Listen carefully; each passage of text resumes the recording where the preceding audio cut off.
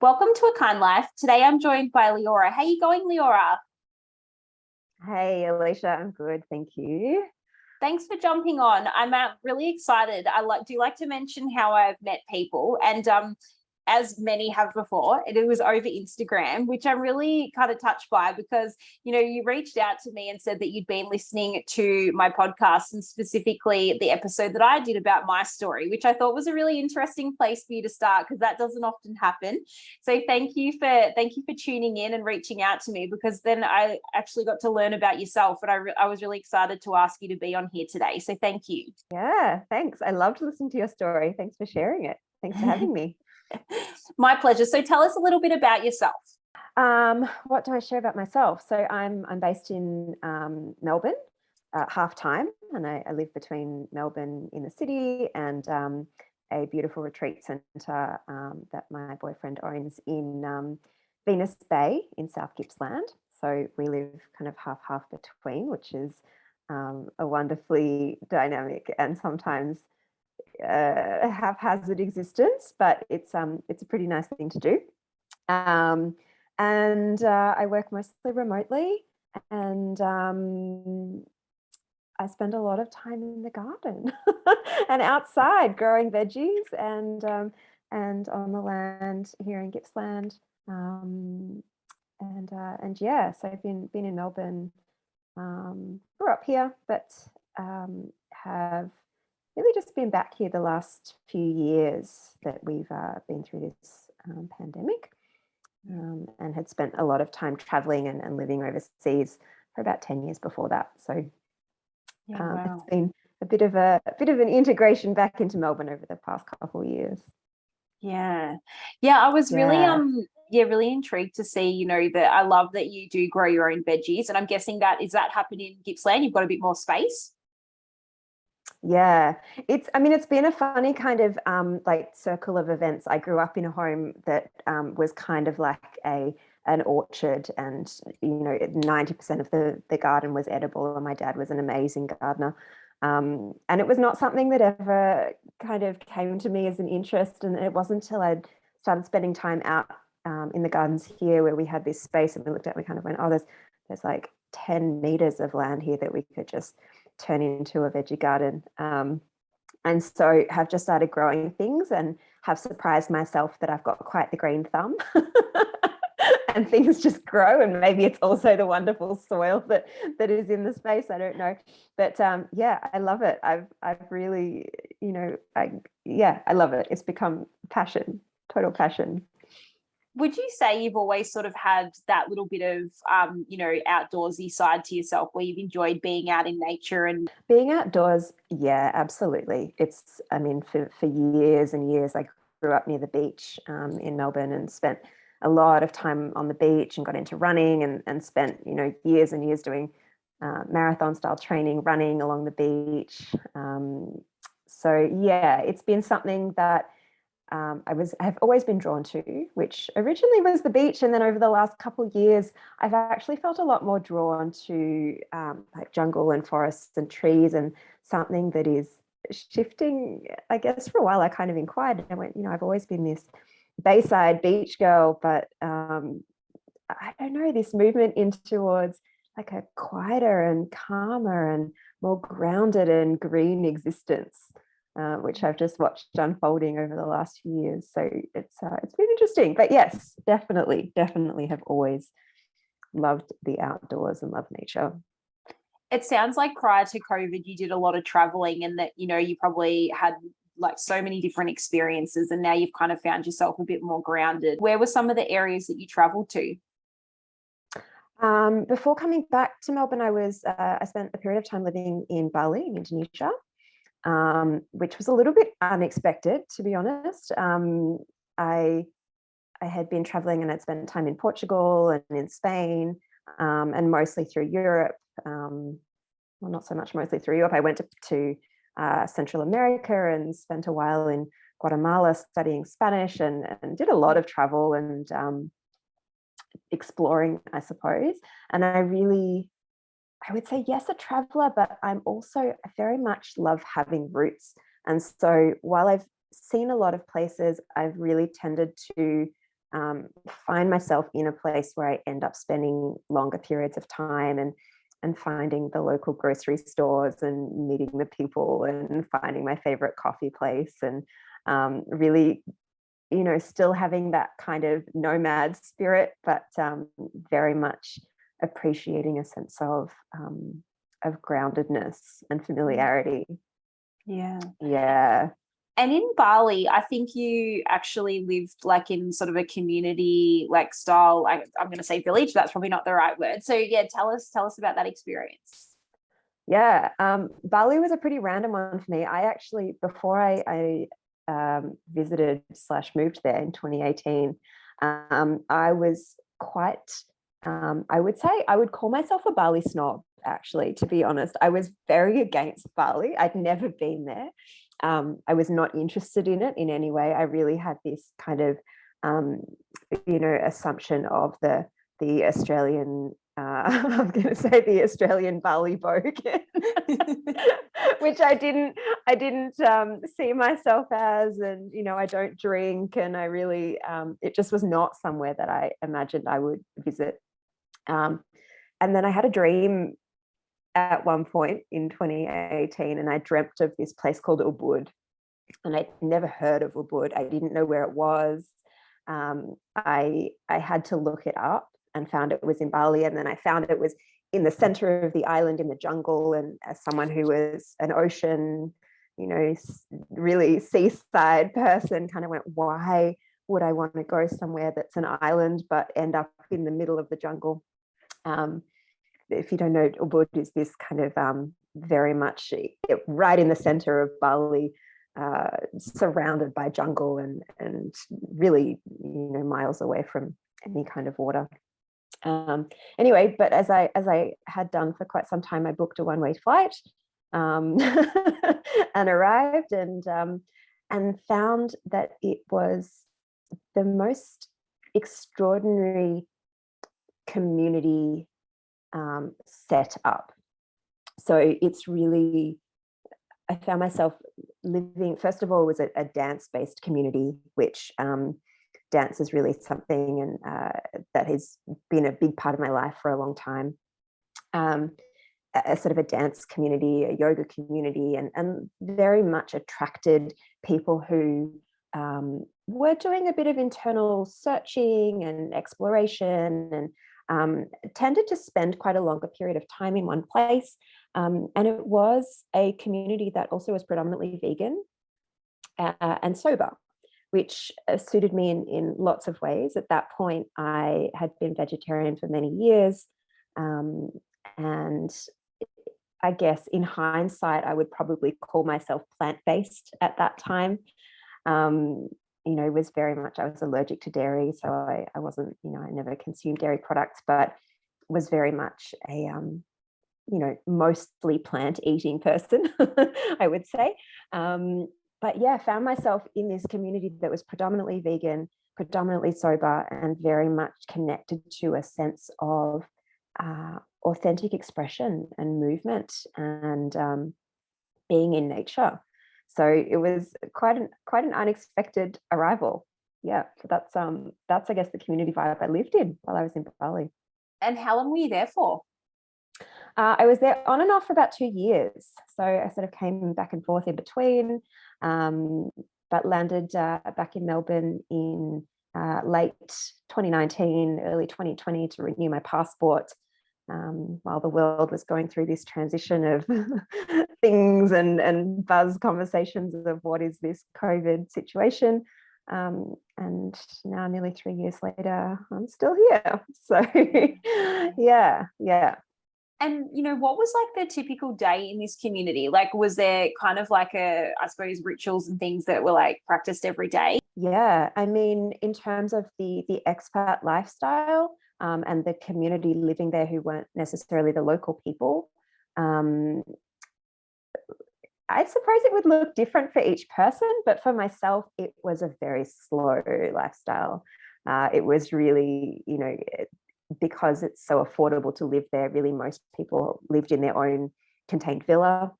And so every morning, I mean, I don't think I left the villa any day before midday because it was slow. I'd get up and I'd move and I'd do a bit of yoga and I'd do some meditation, and I'd, slowly, at the time, actually, I wasn't drinking any coffee. So I would have green juice or coconut water or something like that, and just be slow with the sun or the rain if it was raining.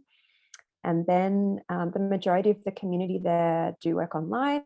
There's a huge collection of interesting entrepreneurial, creative people.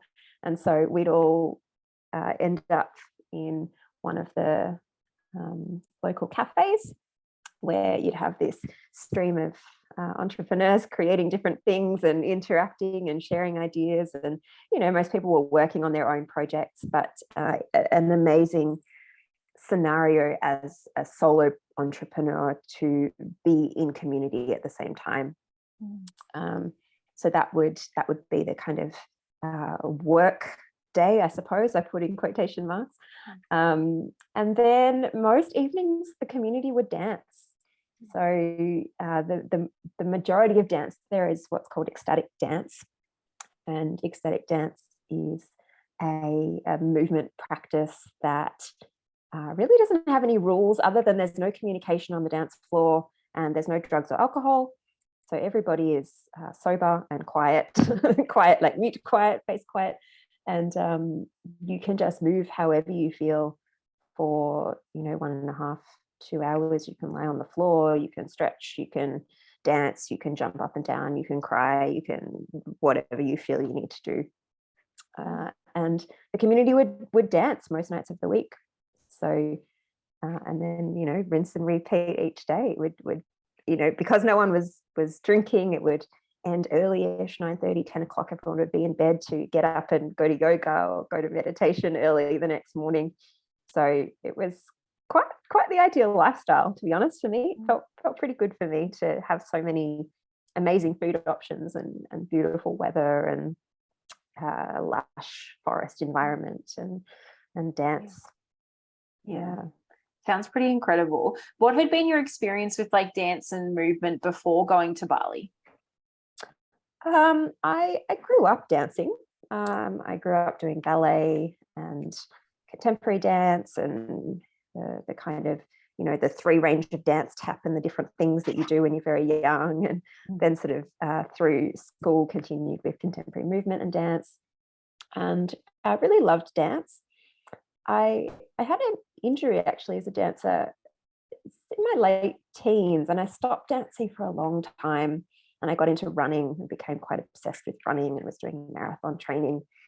And I loved being outdoors, but I think it also at the time fostered quite an addictive and unhealthy behavior around, not listening to my body and just pushing through the barriers and not listening to what I needed, and kind of this go, go, go mentality. And it really, I danced a little bit before I moved to Bali, but to be honest, it really was being in that community and the prolific amount of options that were available to dance that I guess I almost am, and I'm having this experience of like feeling my heart as I say it, just this like heart opening experience of how much was available in terms of movement and a community that supported this sense of, unencumbered expression. So really that, I think that fostered that deep love and that remembering of movement in my body. Just in the last sort of 4 or 5 years again. Yeah. And is that something you miss, like, do you miss the times you had in Bali, or is it something you brought back, and you still practice here? I miss Bali all the time. Yes, actually, I've just recently been back to visit in June for a whirlwind of dance and delicious vegan food. But no, interestingly, Melbourne has a thriving dance community, which as we've come out of lockdowns and things are opening again and there's more opportunities, I dance, once or twice a week, still in Melbourne, which is, it's not the same as it was in Bali, but I still feel incredibly grateful that it's available. And it is a beautiful community of really lovely humans. Yeah. And were you, I suppose, being intentional about living like a life of sobriety? I have never been much of a drinker. It wasn't something that I grew up with as a habit. In terms of, I was never a teen binge drinker or 20s binge drinker, anything like that. I definitely was someone who did enjoy a glass of wine sometimes at meals and things like that. I would say sort of 2017, 2018, there were quite a lot of changes that were going on in my life and in my family. And I found myself drinking, which was quite unusual for me because it wasn't a coping mechanism. If I kind of gave you a list of all the other ways that I was self-destructive in my teens, drinking wasn't one of them. But yeah, it was kind of at that point in my kind of late 20s, and I was finding myself drinking by myself and drinking a whole bottle of wine at night on my own, and kind of just using it as this numbing behavior. And I think the turning point really was going to Bali. Not that it became a problem, I'm not going to say I was never in a space where it became a problem, but I was noticing this behavior. And then finding myself in Bali in a mostly sober community, definitely, it changed my mindset on this, really what is a toxin, a poison. And a lot of the decisions that I was making about what I wanted to put in my body at the time in terms of what food I was consuming, and slowly over the time also what I was putting on my skin, and the evolution that happened there. But really at that point, it felt like an obvious decision for me to just take that out of my lifestyle, and I don't miss it for a second. I mean, I've gotten very used to the questions where people say, "Oh, have a drink," and I say, "Oh no, I don't drink," and they kind of say, "Oh, just have one," and I think, but if you don't smoke, why would you just have one? Or you don't drink, why would you just have one? So it very much now just feels like the norm for me. I just don't drink, and it feels great. Yeah. And I know as well, you'd mentioned to me before that you were raised vegetarian. Is that right? Like you've never consumed, meat products? I definitely have consumed meat products, but you're right. I grew up, my mum was vegetarian when we were young. And so she didn't cook any meat in our house really. My dad occasionally did, but we grew up in a home that didn't cook or consume meat. One of my brothers for many years was kind of disgusted by it, wouldn't eat meat. And I guess as a result as well, never learned to cook meat, never knew what to do with it. So yeah, really grew up vegetarian and have for most of my life been in and out of it a little bit. Eggs was definitely something that we consumed. And there was kind of this story that I noticed that I held on to about eggs for a long time, even before coming vegan, about this, it's the protein that we need, and this kind of, the old story that I recognized. But yeah, I grew up vegetarian and then moved out when I was 23 and lived with a gorgeous woman who taught me how to cook meat and took me to the supermarket and showed me what it was, and these are the things you buy and this is what it looks like. But it was not something that ever felt like something that I wanted to be eating. So yeah, I would say the majority of my life has been vegetarian, almost exclusively for the last decade, I would say, absolutely.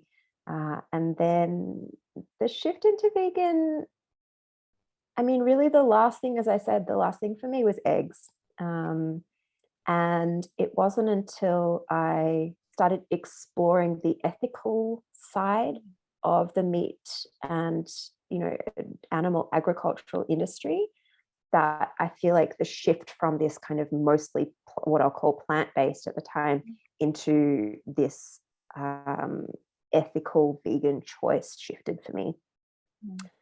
Yeah. And so what, I guess, what was there one thing in that turning point for you? Did you see like footage, or were you researching something and you recognized something you didn't want to contribute to anymore? I think there were a few things. There was a very weird coincidence that happened where I was reading a series of books during lockdown, and I found the third book or something in the series that I was reading on Marketplace on Facebook from a woman who was living nearby me. And I went to pick up this book. And actually before that, I'd kind of clicked on her Facebook profile, and I was doing, the stalker thing and just having a look at who I was going to pick the book up from. And I found that she was part of the Melbourne Chicken Save group. And I didn't know much about any of this at the time. And I met her, and, we chatted a little bit, and she said to me, "Oh, are you vegan?" And I said, "I mean, I eat eggs, but yes, I'm vegan." And she said, "That's not vegan, right?" And I was like, "Oh, no, but everything," I really had this belief that I was. And I went away from the conversation with her after I picked up this book, and started reading about the egg industry. And that was the first time for me that I started to make the connection of, yes, I wasn't consuming, dairy products, and I wasn't consuming animal flesh, but it was the first time that I started exploring what happens in animal agriculture, what happens to these hens, how are they treated, what is the process by which an egg arrives in the supermarket. And it was a process. I watched Dominion after that, which now I actually can't believe I even watched the whole documentary. I don't think I would get past the first 3 minutes now. But yeah, I did. I watched the documentary, and it was a slow process. I felt quite upset and affected by Dominion, but there was still this, while I was not consuming any animal products, there was this slow movement that I felt over time started moving into, I don't want to wear somebody's skin.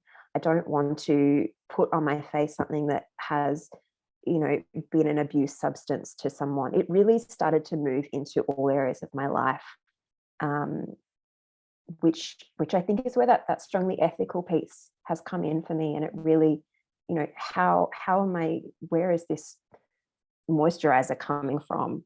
What process has it been through to get onto the shelf? What has been, put into it? Who has been affected in the process? And so I think the conversation with the Chicken Save, the woman from Chicken Save, and Dominion, absolutely, and then just research and reading, and I feel like a whole world opened that I just had no idea. For someone who really I felt quite proud of, like, "Oh no, I'm vegetarian. I don't," but then to start to unravel and learn, still at that point really just blew my mind open. Yeah. And I guess like the people closest to you, was that quite a shift for them, or not really, because you'd been mostly vegetarian or plant-based up until that point? Not a huge shift. I think, most of my direct family and close friends have known me as vegetarian most of my life. I think there was still something that my mum held on to, where she went, "Oh, but you're still going to eat eggs, right? Like, you need to have some kind of protein." Where are you going to get your iron? Things like that. And I think that has slowly, sometimes I wonder if that still keeps her awake, to be honest. But yeah, I think it hasn't been a huge adjustment for my family or people around me. And now as I meet people, I feel like, there's no doubt in my mind that the future is vegan. But, it's really, I think the people that I meet, the people that I interact with now, it's just, I feel proud to say, yeah, I am vegan, and it doesn't feel scary or wrong. It feels like part of my identity and who I am now. Yeah. And you recently got a job with an animal organization, which is really incredible. So I guess, had you had any experience up until that point that led you to this employment, or I'm just intrigued to understand how you got to where you are? Yeah, so I'm doing some work with a charity called Till the Cows Come Home, and they're an Australian charity who work to rescue, rehabilitate, and rehome predominantly calves from the dairy industry as companions. Which I had been following Till the Cows Come Home for quite a number of years, actually. I had been donating to them for a number of years and had watched the stories, and I guess had just kept in across what they were doing. And then actually I have another job as well, but through my other employment, they were offering for us to spend a day or so in a volunteer role that they would pay for. And so I went out looking for volunteer roles, and one of the first things that I looked for and looked on was Till the Cows Come Home, to find if there was something that I could do with them. And they had this HR role advertised, and my current role is in HR, and I thought, oh, this is experience that I have. This is something that I could do, and reached out to them and chatted to them about the role and the organization, and spoke to the operations team. And I felt like I got on this call as an interview and just chatted to like a best friend for an hour. It was the strangest interview I have ever done. So now I support the foster carers and the adoption team and the administrative team who do the work to rescue, foster, and move into adoption of the predominantly cows, but all kinds of farmed rescue animals with Till the Cows Come Home. Wow. Yeah, that's pretty incredible. And so is that like a certain number of days a week, or? It's fairly flexible for me at this stage. I now am working in two roles. So my other role in HR is in human health and wellness, and then I work with farmed animal health and wellness. So it feels like a really lovely balance where I get to use my skills in terms of supporting organizational culture to support in charity and organizational culture with animals as well. So yes, I'm balancing both at the moment, which is a navigation, but I think we make space for the things that are important for us. So absolutely. Yeah. And do you have the pleasure of going and visiting any of these gorgeous animals? I haven't yet. It's on high on my list. So they are scattered all across mostly the eastern seaboard, through Victoria, New South Wales, and Queensland. But there is one foster carer who I have scoped out in Gippsland, who I'm slowly working my way into spending some time with. Amazing. Yeah. And I think as well, I noticed that you have recently started another Instagram page for Is It Kind? So is that a new initiative of yours? Tell us about that. I thought you might ask about this. This is interesting. This actually was an idea that was birthed while I was in Bali recently. That my boyfriend and I were sitting in a cafe one day dreaming up business ideas. I've for many years started, different ideas and created different businesses that have interested me. And Is It Kind came to me as a concept. To tell you the truth, I don't really know what it is yet. It's something that I'm exploring. It feels like a platform maybe that's around education. I think something that I really feel I'm still navigating, to tell you the truth, with being vegan is the identity that other people approach it with. So often I find, I have this story in my head where I don't want to be seen as the pushy vegan. I don't want to be seen as, that kind of stereotype, that old stereotype that a lot of people have around, vegans really like sending out their message, and that old joke where they say, if you want to know someone's vegan, don't worry, they'll tell you, or whatever that, that saying is.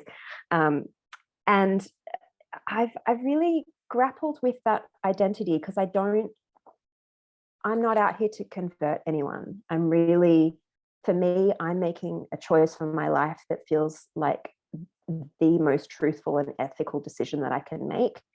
And people will make the decisions that they've got with the information that they have available to them at the time. And I kind of, yeah, it's this interesting crossroads where I watch a lot of the animal activism that's going on. Recently I went into the city for one of the movements. There was a day that had an outreach, an animal save that had an outreach, and I kind of just watched what was going on, and I'm really curious in the way that we get to have conversations. I'm fascinated by the different ways that we communicate this message to people. And while I think all communication is worthwhile, I guess for me, I'm exploring how do I do that in a way that feels true to me and not, I'm not someone who's going to stand out there and hold a sign that says, stop slaughter, whatever it might say. I don't know exactly, but I don't see myself as someone who is a sign holder. So is still something that is like bubbling for me. I don't quite know what it is, but it feels like an exploration of how to keep sharing the message of compassion and kindness in a way that feels approachable for people.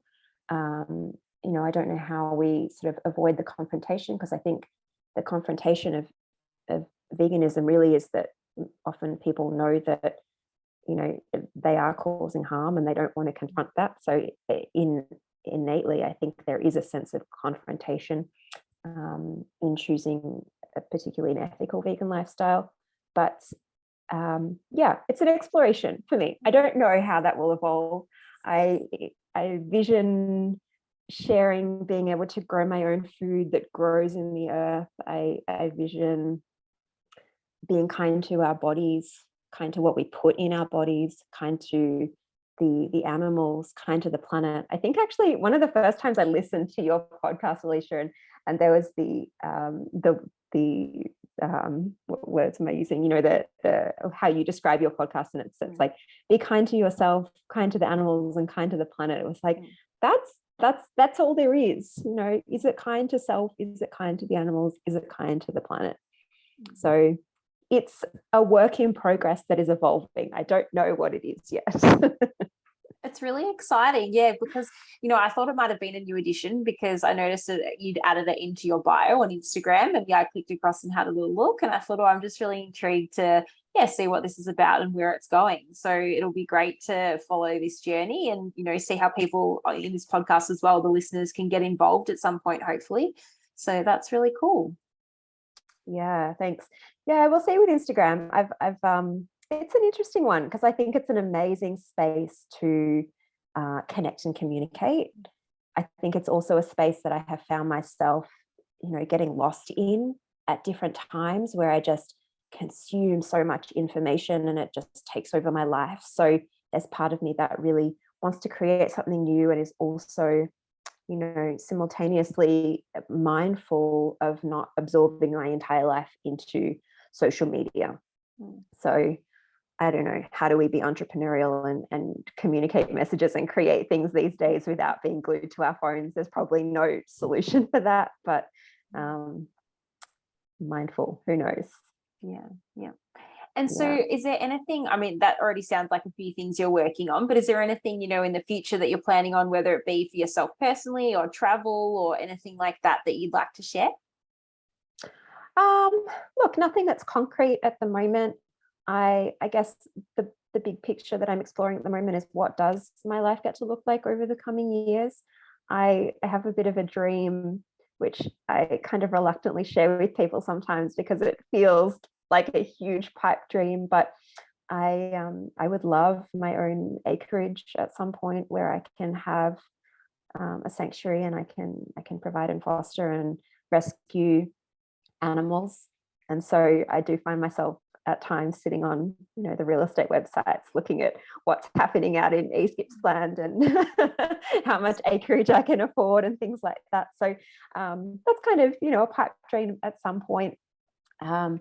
and maybe that exists in Bali. I don't know. I know that, you know, cows are sacred in Bali, which I love. And so there's lots of beautiful space where farmed animals get to be. But yeah, I don't know, playing with ideas. Not sure what is on the horizon, but I'm excited to find out.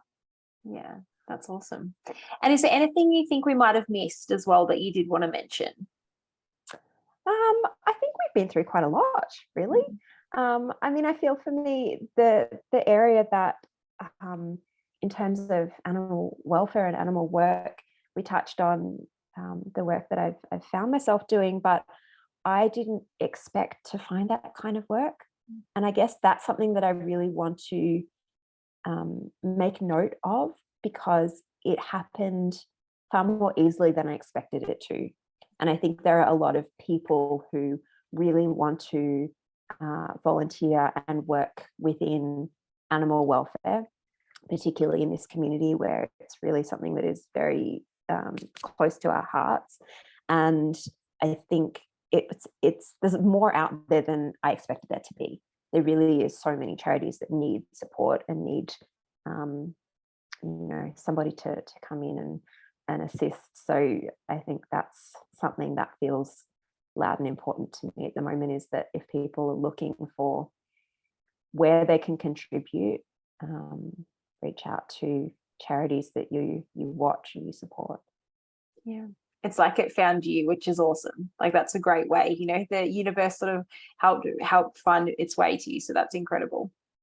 Yeah, it really did. It really did. I mean, especially the amount of time that we spend driving between Melbourne and Gippsland, and you know, there's so many dairy farms between Melbourne and Gippsland, and we pass all these calves that we call them fence cows. It's quite cute because the ones that huddle at the fence, we pass the fence cows, and sometimes we stop and, you know, you can pat these little calves, and it just had felt, yeah, loud to me for a long time now that this is the area of work that I need to be contributing to. So absolutely, universe, great. Here's how you can support some baby cows. Yeah. I love that. Love that. Well, do you happen to have a favorite quote that you would like to share to finish the episode? I have a quote that actually, yes, I do. And it has stuck with me for a long time, because it actually was through animal rescue. And a number of years ago, there was I think it was probably a charity page that I was following. And there was a woman who had rescued an alpaca. And there were like lots of alpacas, and she had rescued this one alpaca, and she was sharing the story of this alpaca moving into her home as a companion animal. And I was really moved by her story. And I commented on it on Facebook, and I just, you know, I sent a message and I just said, I'm really moved by your story. Thanks for the work that you're doing. It really, you know, I don't know how you do it. It's such a hard world where there's so many animals. And I remember she wrote back to me and she said something like, you know, saving one animal won't change the world, but it will change the world for that one animal. And that to me feels like, you know, yes, it applies to animals, but it also applies to the actions that we take and that I take and I can be responsible for. And, you know, yes, I'm one person, and sometimes it feels like too much and nothing is going to change. And it really days where it's totally overwhelming and it all really is too much, but it makes a difference. One person makes one difference to that one animal, or to that one person, or to, you know, that one product, or what I consume, where I put my money. So that is my quote in a very long-winded way. No, I love that. Yeah, and I love that. You know, I've always thought about it in terms of animals, but I love how you know, explain it extends to every aspect of our life, you know, people, our relationships, even, you know, yeah, helping anyone that we can. So it does make a big impact. So thank you. I really appreciate it. It's a different look, something I hadn't thought about that perspective before. Yeah, great. Yeah.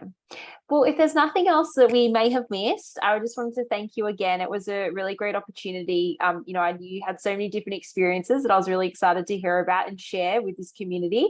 So thank you so much. And if people do want to, I know you said you're not too active on social media, But if people do want to follow that journey, you're happy for them to jump across to your Instagram page and just, yeah, have a follow and reach out to you if they had any questions?